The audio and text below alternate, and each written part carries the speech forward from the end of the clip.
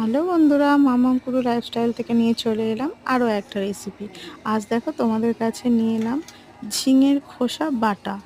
ঝিঙের তরকারি তো সবাই খেয়ে থাকি, তো খোসা বাটাটা দেখো আজকে ট্রাই করলাম, তোমাদের সাথে রেসিপিটা শেয়ার করলাম। ঝিঙের খোসাগুলোকে আগে একটু তেল দিয়ে নেড়ে নিয়েছিলাম।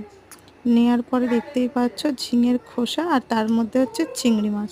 চিংড়ি মাছটাও ভেজে নিয়েছিলাম, দিয়ে সবগুলো একসাথে দিয়ে ওর মধ্যে দিয়ে দিয়েছিলাম একটু কাঁচা লঙ্কা আর রসুন, দিয়ে ভালো করে মিহি করে এই যে দেখতে পাচ্ছ পেস্টটা বানিয়ে নিলাম। তারপরে কড়াই হচ্ছে গরম করতে দিলাম তেল। তেলের মধ্যে আমি একটু ফোড়ন দিলাম কালো জিরে, কাঁচা লঙ্কা আর রসুন।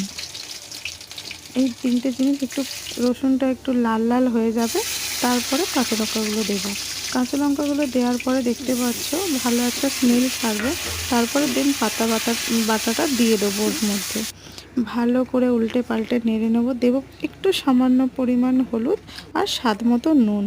ভালো করে নেড়ে চেড়ে নিয়ে দেখবে সাইড থেকে তেল ছাড়ছে, তখন তোমরা ওটা নামিয়ে নেবে। তো বন্ধুরা, এটা গরম ভাতের সাথে তোমরা খেয়ে দেখো, জাস্ট অসাধারণ লাগবে। তোমরাও বাড়িতে ট্রাই করতে পারো। আর আমার রান্না যদি তোমাদের ভালো লেগে থাকে তো আমাকে একটু সাপোর্ট করো বন্ধুরা। দেখা হবে নেক্সট ভিডিওতে। আজকের মতো এইটুকুই থাক। টাটা সবাইকে, ভালো থেকো আর অন্যকেও ভালো রেখো। দেখা হবে নেক্সট ভিডিওতে। আর হ্যাঁ, বানিয়ে খেয়ে কিন্তু বলতে ভুলো না কেমন হয়েছে আমার কমেন্ট বক্সে।